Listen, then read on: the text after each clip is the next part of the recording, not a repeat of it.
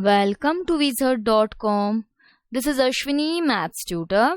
Our question is, if 13 buses can carry 1157 passengers, then what are the total number of passengers that can be carried by 27 buses? 13 buses can carry 1157 passengers. Okay,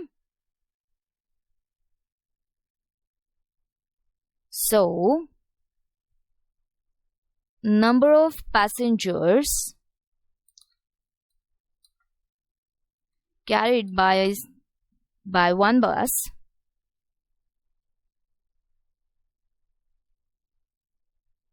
number of passengers carried by one bus is given by total number of passengers, that is 1157, divided by number of buses, that is 13. So it will be 89. Okay, now from this we can calculate number of passengers